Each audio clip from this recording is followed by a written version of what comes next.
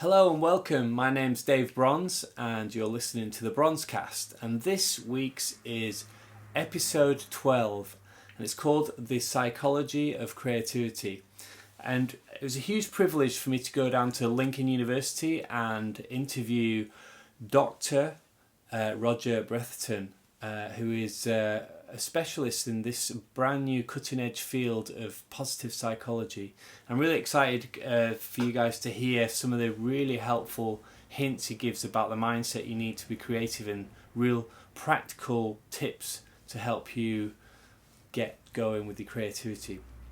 Before that, I thought I'd just tell you about what I've been up to.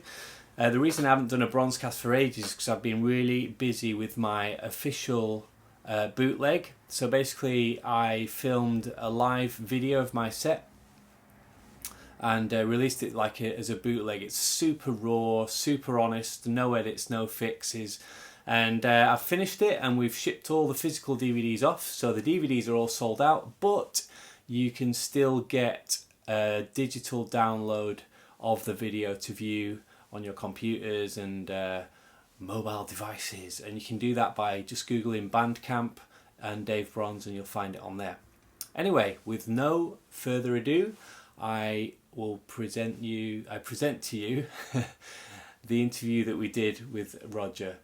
Okay, hello everybody. Today we've got a new kind of guest. I think he's the first and probably the first academic I've had on the podcast, and probably the man with the most letters after his name. Oh, good. So yeah, it's a new kind of experience. So do you want to tell us who you are and what you do? Sure, Dave. So I'm Roger Bretherton, Dr Roger Bretherton. You can call me Dr Bretherton throughout the interview if you wish to. I'm a psychologist. So I work at the University of Lincoln, and for about the last 5-6 years, something like that, I've been studying what some people call positive psychology. So it's the kind of psychology of what works rather than the psychology of what goes wrong. So rather than all those kind of things like depression, anxiety, stress, things like that. I'm not ignoring those things, but I'm often studying things like gratitude, curiosity, humility, creativity, that kind of thing. So I first met Roger at a conference, and I was just really blown away by sort of the angle, some of the cutting edge research that he's doing and telling us about, and I thought it'd be really great for our sort of guitar community, and I sort of really took a lot from it, so I thought it'd be cool to get him on the podcast and share some of his thoughts around creativity, the things that get in the way, mindset, things like that, and all those kind of things. So yeah, so really honoured to have him on the show. Yeah, so really pleased to be here. This is new for me as well, so it's not... So tell us a little bit about positive psychology. For the layman, what is it and how is it different to? Yeah, so just to kind of give it the background before we get into talking about creativity. So round about the turn of the millennium, so around about kind of late 90s, early 2000s, there was a huge movement in psychology which effectively said, up until now we've been absolutely obsessed with the negative. So we've kind of written loads of stuff about depression, anxiety, stress, obsessions, things like that. But at that point, I think for every one article that had been written on something positive, like kindness, gratitude, resilience, there were 22 written on that kind of really kind of clinical stuff, really, what's wrong with people. And that's where I began. So I am a clinical psychologist, so I've kind of looked at that in depth. It's very important. But it was recognised there's this kind of imbalance going on in the field, and that we need to develop just as much insight, detail, just as much clarity really about what's good about people. So when we function well, when we're at our best, how do we talk about that in a way that really helps us to understand it? We can measure it, we can work out how we can do more of it, we can change our awareness and our perception a little bit so we can spot those things. So positive psychology really, if you like, is the study of optimal human functioning. So when we do things well, when you're at your most creative, right, when you're really, really doing well in that world, what is that about? What's going on there? And how could we kind of facilitate that to happen a bit more? Great. It's kind of what I found interesting as somebody who's doesn't know anything about psychology is just like the scientific study of something that, because I'd always thought the scientific study of the negative, like that makes sense to me in a way, but this positive thing, quite often we think about, like, say, qualities like humility and positivity as being something that's a bit zen and not something that can be sort of empirically measured out. So I was really fascinated by that. I do get that feedback quite often from people who say, "Don't you think it's weird what you study?" And in some ways it is. And I guess my sort of way of viewing it is, when you look at positive psychology, there are sort of at least two streams that sort of inform it. And one of them is, in a sense, the stream you're referring to, which is quite existential. So it's like, what is it like to love? What is it like to be humble? What is it like to be creative? And isn't particularly scientific. So it's just saying we feel those things, we know what they are, we experience them, but we're not necessarily that interested in sort of measuring and partialing them out and getting too technical about it. Almost like we fear we might kill some of those wonderful things if we get too scientific about them. But then there's another side of positive psychology, which is the side I was referring to, which is the scientific bit, which is kind of asking us questions: what's going on in the brain when those things happen? Who does them more than others? How could we, for example, put together interventions that help people to be creative, or help people to be humble, or help them to forgive, or help them to be grateful? And then also asking the questions: if people do more of that stuff, what happens then? You know, what good does it do them? So it's kind of measuring all that kind of stuff. So effectively, what it does is it makes things we usually think of as not measurable, it makes them measurable. But I would also say there is a warning attached to it, and the warning is you should never think that the way in which a psychologist has operationalised something like love, that we've actually got love, that we've trapped it, that we've caught it. I think there's always still an element of mystery attached to all those kind of things. That's great. That's great to hear. Yeah. So one of the things that the reason I started this podcast, the Bronscast, and also the stuff I do with the guitar hour, is just like a response to, in the guitar community, guitar music is almost seen as a combination between athleticism, as in how technical you are, how clever your knowledge is or whatever, and then this tension with bringing art. And quite often, one of the things is that I've found quite paralysing creatively is first wondering if it's good enough. And is there enough technical content? And is it original? And all these debates have found like really kind of like a barrier to being creative at all, which is why I found the stuff you're talking about so liberating. So I was just wondering if you could sort of give us guitarists some hope and some ways of encouraging us to be freer in our creativity, and anything you can share that will. I mean, the first thing I have to say is that I didn't even know there was such a thing as the guitar community. I didn't even know that existed. So that's news to me. But I guess when you're saying that, you're kind of talking about any kind of form of creativity tends to bond people together and brings people together, and begins to create its own rules about what matters and what doesn't matter. In the same way that the academic community that I belong to in psychology applies all kinds of rules to me that are usually invisible to people outside of it. You know, so they will bring, when I'm writing a paper, for example, there's all kinds of criticisms and things in my head that come from the community that I belong to, and they're kind of badges of acceptance that you want to live up to, but the naive person just thinks, oh, that's really interesting. So when I listen to your album, for example, I just think, oh, that's great, but I have no criteria, the kind of criteria you have to kind of work out what works in, what doesn't, and things like that. So I think the first thing I would say when it comes to creativity is you do have to think about who the audience is that you're playing for. So if your aim is to become a leading light in the guitar community, the likelihood is, and this is my experiences. So I think about friends of mine who are real musos, and they listen to music that, in my opinion, just makes no sense to me whatsoever, but it's technically brilliant. That's jazz, apparently. Well, I had a friend who's a drummer, and he used to spend loads of time listening to a guy called Dave Weckl. Have you ever heard of him? And I'm just like, apart from the fact that this guy appears to have about 6 hands, I just, a 20-minute drum solo just doesn't really do it for me. So it's good company there. So the question is, how do you kind of find some encouragement to kind of rediscover your joy in doing it, rather than just meeting a kind of external kind of criteria? Do you know where I'd start from on that? Is I would start with a really good distinction that psychologists draw in where our motivations come from. Because for me, I think creatively, this is really important.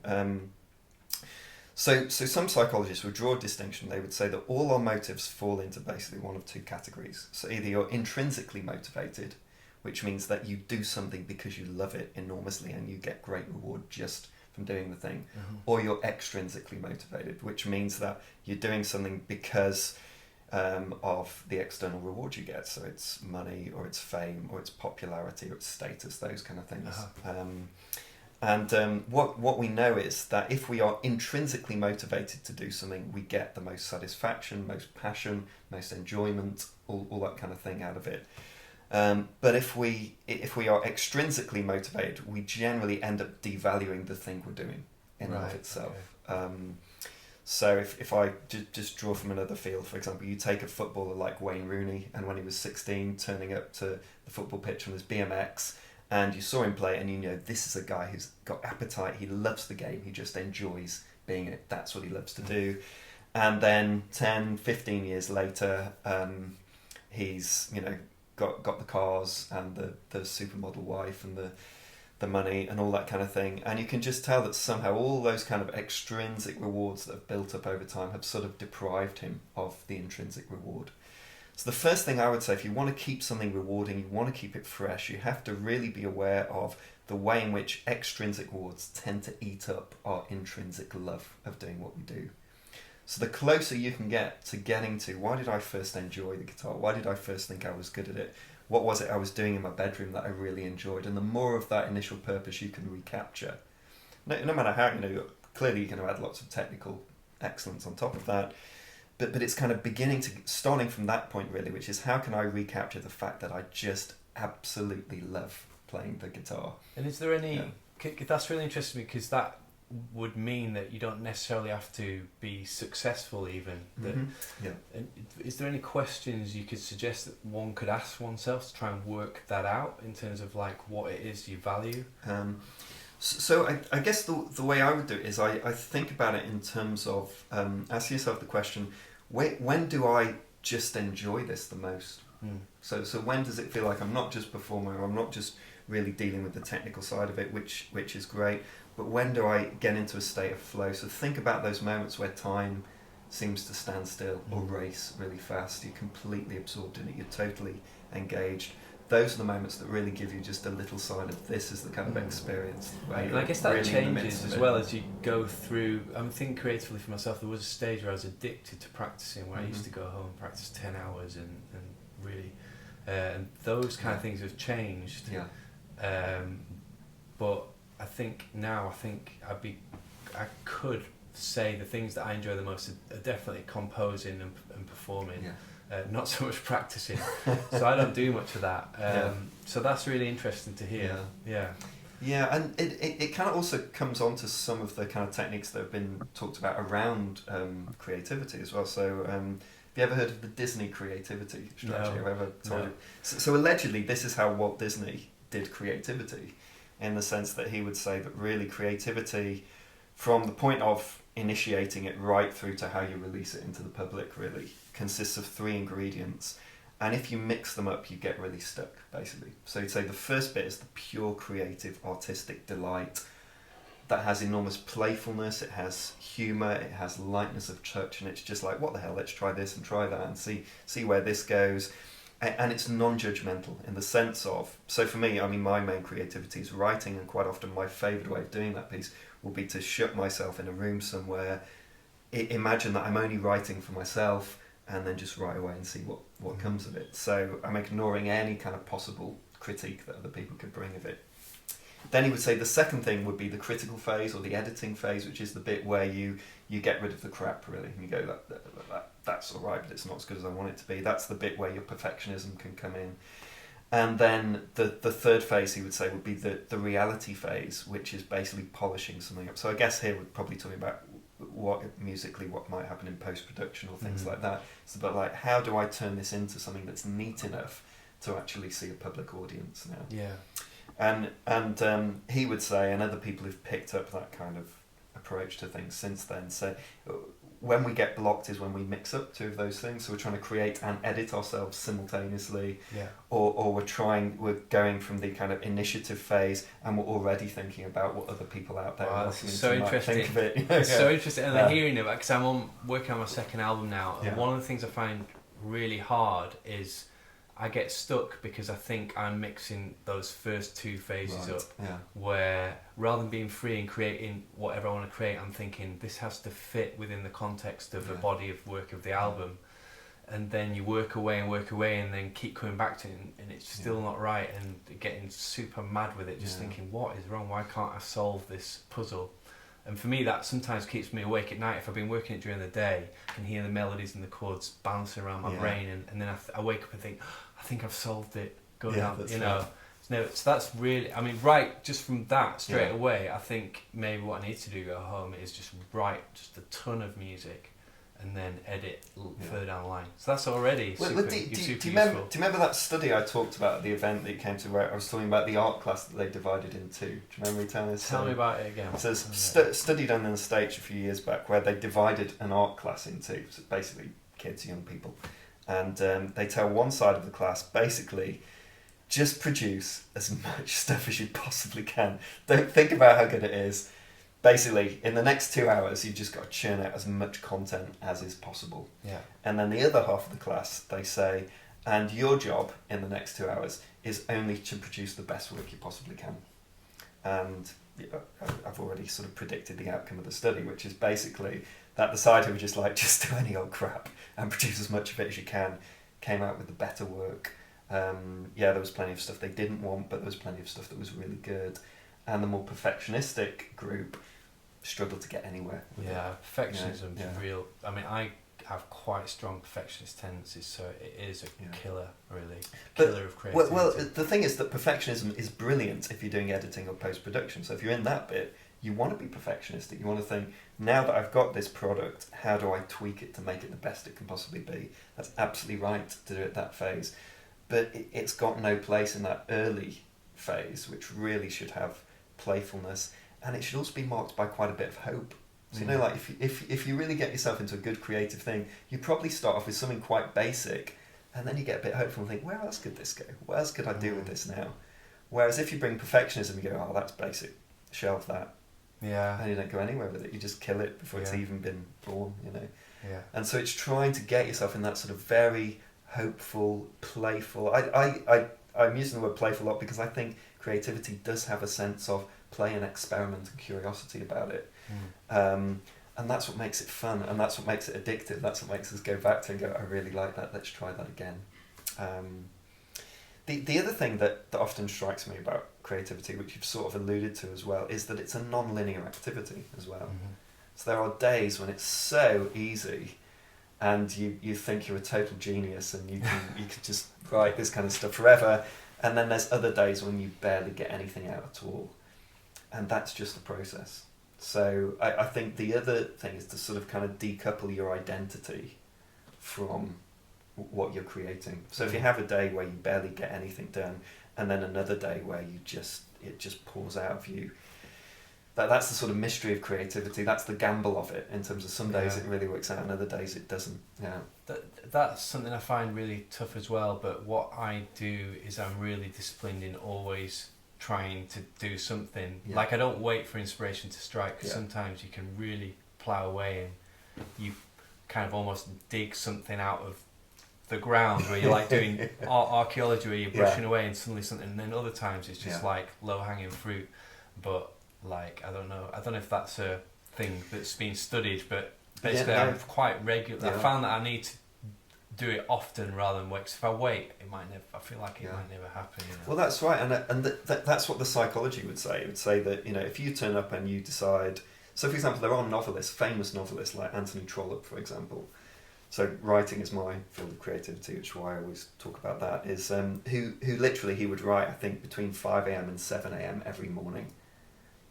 Like clockwork, bump right, 2 hours every single day, and he writes all these incredible, you know, operatic, huge, epic novels just by doing that. And it's basically just that. It's like, show up, inspiration or no inspiration, show up, do what you can, that's 2 hours down, on and on. And sometimes I think we just have to be content with something being good enough. We can polish it later, you know. Yeah. You know. Yeah, that's easier to say than to do, though. I've got to say.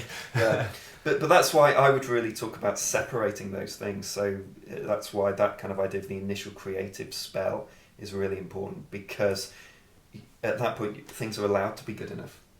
You know, thinking about some writing I've just done that I found really tough and really hard, but to begin with I just literally wrote. And even though at the time I was looking at it thinking, this isn't really very good, that's kind of part of my thinking about it. When I came to actually finally pulling it together, it was really easy to go, oh, I shouldn't use that word, I should have used this. And maybe if it's like, I shouldn't have gone that direction, I should have gone this way. And once you've got something, it's much easier to kind of take that. Definitely the benefit of walking away from something and coming back with fresh ears. Yeah. You know. And also, I think sometimes when you come back with fresh ears, you're wearing a filter that says, is this any good? And I think that's probably the wrong question to ask. You should really be asking the question, what is there in here that's a seed that if I grow it and do a bit more with it could be something good? That's the question to be asking. Otherwise it's just the equivalent. Yeah, otherwise you just go in a piece of paper. Yeah, it's like shoving it in the waste paper basket. Like, don't you think every creative person, whatever field you're in, has that fear that you create one day and you think it's great, and you fear a week later you'll come back to it and you'll go, do you know, it's rubbish, not just the stuff I make. Sometimes the way my guitar sounds, I can have the exact same setup. I come in one day and think that sounds amazing. I can unleash this voice that comes out of my guitar that I'm so happy with, and I go back 2 days later, play something and think, where's it gone? Where's the magic gone? So that's right. Now the other thing I think about creativity is that creative people change depending on which phase of their career they're in as well. So I think that sometimes if you kind of mistake what phase of your career you're in, that causes you problems in your creativity. So some psychologists would say that there's basically almost like 3 phases of creativity that really creative people go through. And the first phase is the kind of early phase, which quite often means we're learning our craft. We're trying to find our voice, our sound, our style, a particular technique that really matters to us. And quite often in that point we're quite derivative. You know, this is the moment where you listen to a piece of music and then suddenly that turns up in your next thing. You can't help it. For me, if I'm reading someone, suddenly I'm writing in their style next time I sit down to write. And I think in that phase of our career it's okay to be derivative, it's okay to copy, and I don't mean plagiarise or steal, I mean just kind of use other people's ideas as a way of kind of getting to where we want to get to. And it's a way of kind of finding your niche, finding what your thing is. It's also the period of time in which we're learning our craft, so we're getting better. You know, your fingers are getting faster, my vocabulary is getting bigger, and we're trying to work out what's our sound. Do we hit the nail on the head in terms of what we're trying to do? And this is where things like, you know, Malcolm Gladwell talking about the infamous 10,000 hours of practice that outliers do. Psychologists have talked about the decade of learning our craft in terms of, you know, getting all that kind of background. And the philosopher Bertrand Russell used to have this lovely analogy to creativity, where he used to say that before you get creative, it's almost like you're exploring a landscape and you're learning every kind of dip and crest and rock and things like that, and it's slow and it's a little bit dull and you don't always feel like you're flying with it. But he says once you've done that kind of hard work learning this landscape as well as you can, then suddenly you start working out where the shortcuts from here to there, and maybe I could create a different path here, and you start knowing how to modify it and play with it. And so that's the kind of first phase. So some people say that's the first phase, and then the second phase in creative career, most people would say is the most productive phase, which is that kind of period of time where we find our voice and we can do whatever we like with it, we can play with it, we can go different places, all that kind of thing. And quite often when you're in the first phase, you think the album you're working on or the book I'm writing, we think this is it. This is the thing, you know, this is the thing that's going to make it. And then it's only when we've done it we realise that what we thought was it was really just a means to an end. You know, it's now in the past. It was just a way of getting us from there to there. And probably what comes next might even be more important than what's just But it's important, I think it's important to still really have the bravery to embark on that first period, because I think a lot of people don't even get to that bit. And when I think about my career, I think I didn't really get started till my 30s, and then the temptation for me is to view all that period before thinking, oh, that was a waste of time, I should have started earlier, you know. And perhaps one way I find what you just said really helpful is framing that early period as learning my craft, even though I'm still totally learning it. But that doesn't seem like a wasted period of time so much now. When it comes to creativity, nothing's wasted. That's the thing. So even though we feel like that day where you can't do anything, you don't know what's going on, you're banging your head against the wall and you just can't make it happen, those are not wasted days. We feel like they are, but they're not. Even some of the pain that comes in those days, that's part of the pleasure when we finally break through later on. And some of that also comes from the psychology of persistence, which is persistence basically really works for us in two ways. So firstly, there's the persistence that turns, for example, a natural talent into a skill. So some of those early days when you're saying I didn't produce much and it didn't get very far, those are the periods of times when something, a natural talent that was in you, you were working hard and hard and hard and hard to turn it into something that was actually a skill. And then the other way in which persistence works for us is that then persistence turns those skills into accomplishments eventually. So you're either doing one or the other. So even on the days when you're banging your head against the wall, it could be that those are just days where you're learning something else or learning something new. You're back in that place. It's good to be persistent with it. And then there's other days when that talent, that skill is pretty much established and you're then converting that into something that can be seen in the world and that you can be proud of and all that side of things. So I would just say that nothing's wasted when it comes to creativity. Pain, agony, grinding of the teeth. It's all part of the deal. It's important to remember that. Next time I get, it's going to be any day soon, where you sort of get into that mindset. So so we've got the beginning phase, then you've got this productive phase, and then some people say that some creative people then get into what is surprisingly called the third phase of creativity. Which quite often is the experimental phase. So it's that bit where you say, I've worked out who I am, I've done a bit of that, and now actually I'm beginning to explore stuff that to a lot of people might not make a lot of sense, but actually you know that you're doing something technically different with the guitar, or I know that I'm writing in a direction that a lot of people may not get, but actually it's really, really important. So in a sense it's kind of getting to that phase where you really begin to trust yourself, that you're allowed to pursue things that may not be mainstream or might not be popular. So you give an example of Damien. So I think his career is a really good example of it. So if you look at kind of very, very early days of Blur, and they were sort of pitched into that sort of Stone Roses-ish type indie band. If you look at their very first videos, that's kind of where they're located. And then a few years later, they sort of reinvent themselves as this sort of quite poppy, cheerful, fun, very popular band, Blur, who do Park Life and all those kind of albums. And then years later, they're in a much more experimental phase where actually they kind of despise all that kind of early stuff now, poo-poo it really, which I think they're, because I love that early stuff and I hate them making me an idiot for liking it, but that's another thing. But they're saying because now we're doing something completely different, something completely new, we're breaking new ground and all that kind of thing. And that's a really good example of that kind of, those kind of three phases. Malcolm Gladwell talks about the Beatles, because they started out as just a boy band and then sort of headed towards like Sgt. Pepper's and then the White Album where it just sounded nothing like their earlier pop stuff. They just reinvent themselves entirely. I mean, they reinvent rock music completely, don't they? Just in that 7 years or however long it was they worked for. It's terrifying how quickly they did that. Cool. So is there any other kind of things in terms of... So in terms of creativity, shall I have a look at my list? Have a look over here quickly. Old school.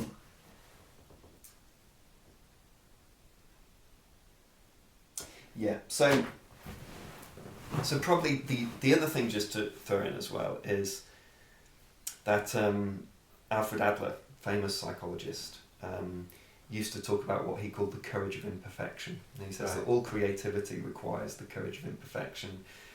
And I think that's the thing we really need as creative people, is sort of that courage that can face the fact that on some days things don't go quite as well as we'd like them to be. And there is a sense in which nothing's ever finished. You know how you have this idea that films or tracks or books, you always feel like it was just a snapshot of where you were at that moment. And that, you know, that's what you've put out there, but actually it could have been so different. It could have gone different places. It could have developed further or grown in a different way. Yeah, I've definitely heard people say if you want to finish anything, you've got to know when to walk away. Yeah. Because, I've never created anything that I thought was perfect. I've got things where I thought that was about as close as I can get it within the skill set that I've had. But if I had more time and more money, I probably would have delayed it. We know people who are still waiting for the right set of circumstances to put their thing out, and I find that fascinating. Just wondering how much perfection plays into that.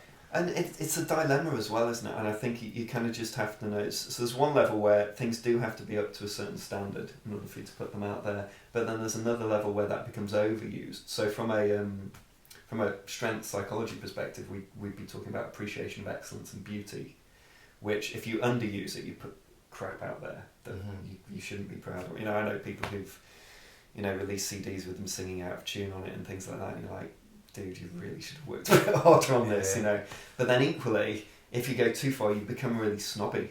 You become snobby about your own stuff as well as about other people's, which means that effectively you never put anything out. You just get in the position where... And then you become like the food critic, armchair critic persona. But that's it, and that's the thing that the number of creative people I know who have hamstrung themselves because they're too critical of other people. So so there's always something wrong with whoever or whatever, and then what happens is that the moment they sit down to create, all that stuff backfires on them. So unless they're a rampant narcissistic egotist, which they might be, but otherwise it all backfires on them. So it's kind of like they then start criticising all their own stuff. Anything that comes out of them isn't good enough by the same criteria that they've judged other people on. So tell us a bit more about that, because you mentioned that with regards to humility and that, and so can you talk a bit more about that idea in terms of criticism, because that's really relevant to our guitar community. Yeah, so humility is not having a low opinion of yourself, it's having a realistic opinion of yourself. While there is a sort of, you want to have a sort of bolshy, cheeky courage that puts you out there and knows that you can do something well. Sometimes even there's some fun in the idea that I can do this better than someone else. That's actually can be a good thing at times. But the humility piece is really just knowing what your limits are. So knowing that.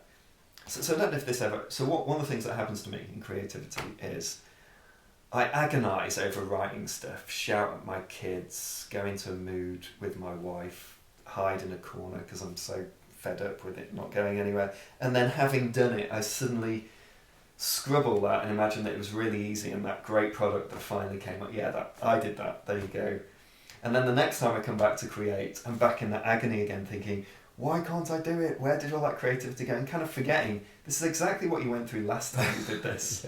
And so I think one of the realistic limitations we have to face is that only a very few people are Mozart. Only very few people are genius, so they're writing down bars on napkins and coming up, every time they play the guitar they come up with something brilliant. Those people are literally 1 in a million, sometimes 1 in 100 million people.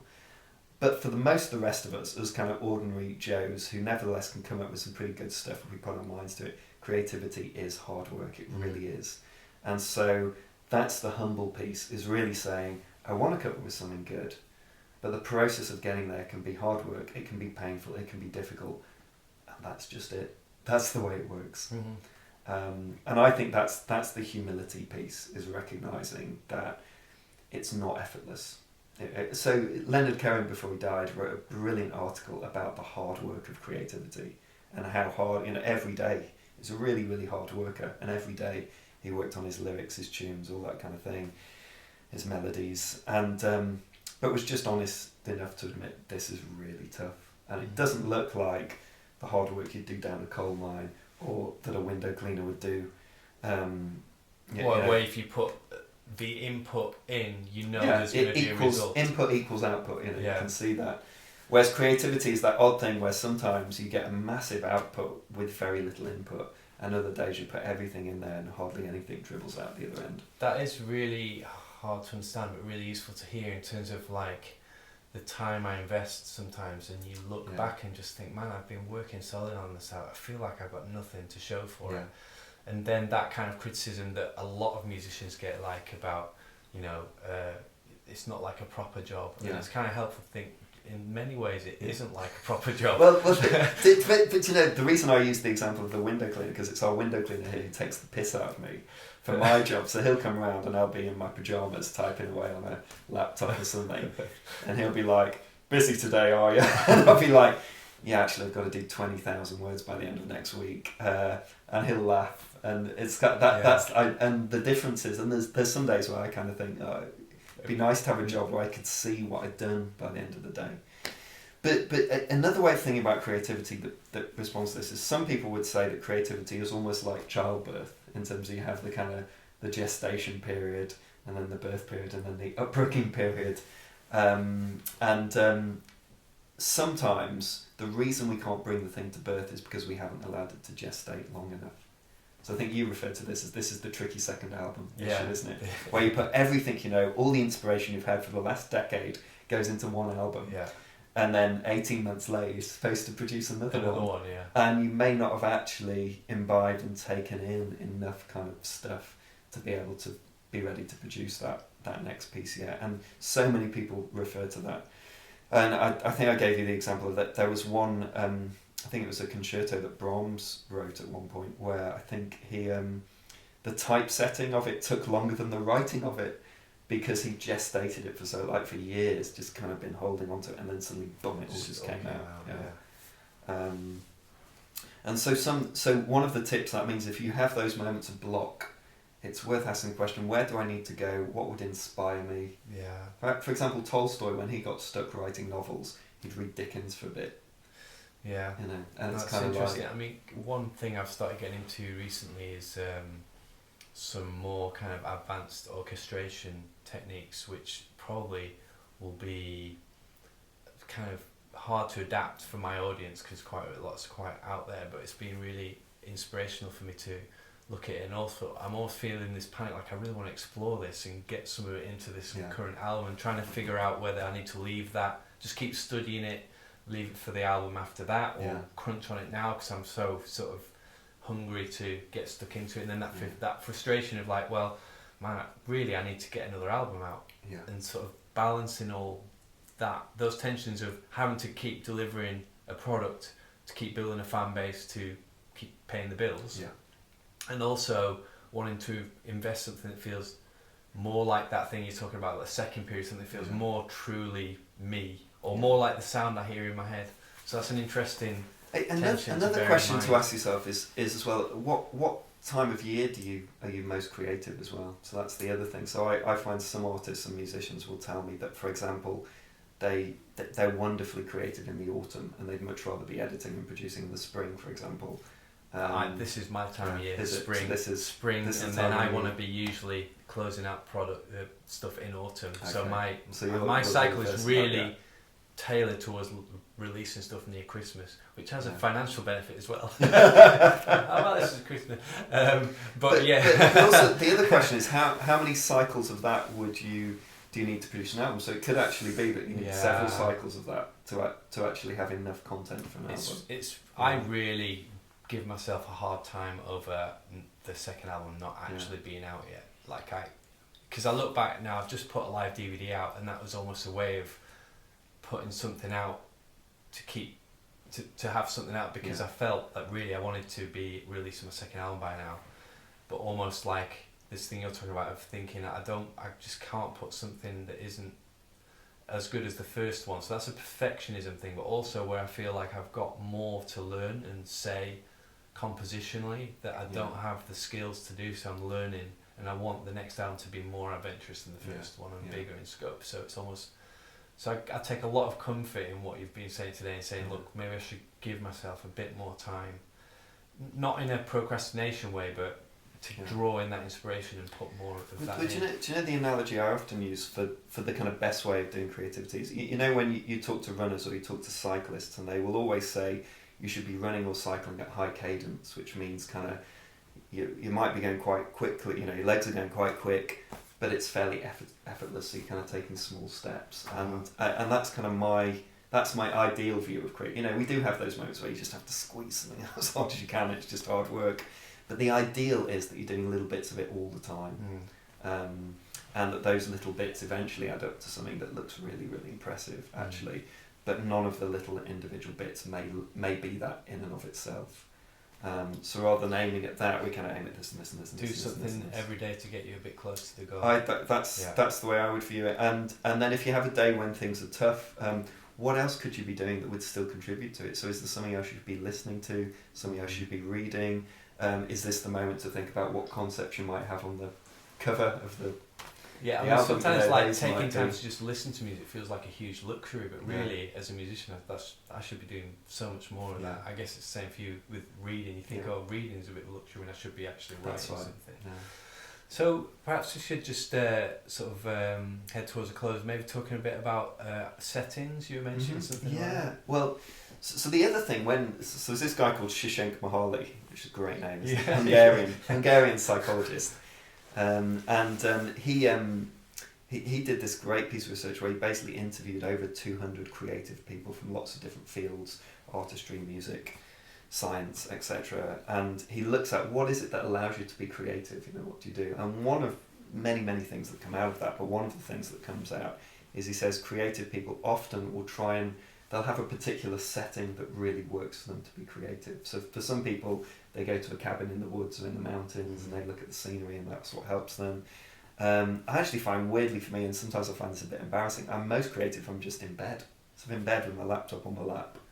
That's where I'm most comfortable to create, which is why I find it really embarrassing to be like that. There's other people around, so like, it's 3 p.m. in the afternoon, dude, what are you up to? Over at Lincoln University, you have just a little well, the weird thing sofa bed set up.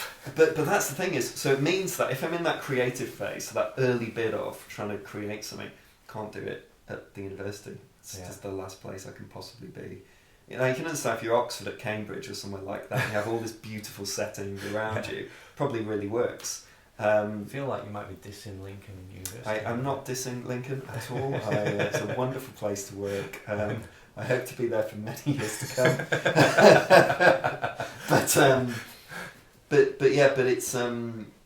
but it's a really young, ambitious, institution, which means that it's a bit overcrowded and there's lots going on, lots of energy and activity, and I can't cope with that if I'm being creative.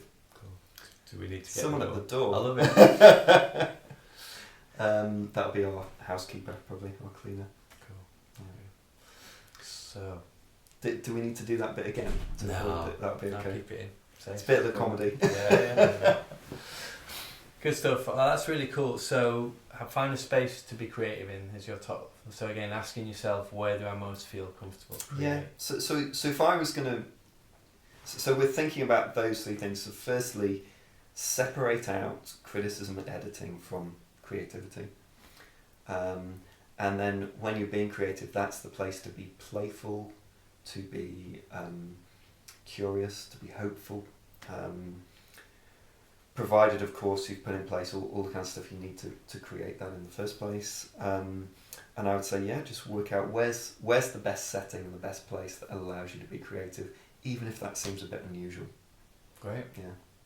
Also, we're going to get people practicing in all sorts of places. In the bath, in the shower, So for people who are checking out the podcast, then where can they learn more about what you do, the field you're studying, if they're interested to find out more about positive psychology, want to read any stuff that you're doing? Or? So so a lot of the stuff I do, unfortunately, is read by nobody apart from my parents. It's kind of quite academic and that side of things. So I haven't got a really good kind of popular psychology book out there. I'd recommend, if people want to look at positive psychology and how it helps them, the best site to look at, in my opinion, at this point in time, is probably the VIA Institute for Character website. So how do we spell that? So it's called VIA, V-I-A, as in VIA. Oh, okay. And Institute for Character. The web address is viacharacter.org. Okay. So if you go to viacharacter.org, it has all the lists of different kind of psychological strengths, and they also keep a database of all the research that's being done on that kind of thing. Awesome. So you can check it out there. Cool. Well, I hope you enjoyed that, guys. Just thanks so much for Dave. allowing us to break into your day That's at your right. house. Yeah. And providing us all that insight. Yeah, sorry about the doorbell going off. It's all right, it's all part of it. This is the real deal. Fantastic, Right. thanks. Excellent. Right, no problem. My pleasure. Cheers. Okay guys, I hope you enjoyed that and you found it really helpful. I know that I did.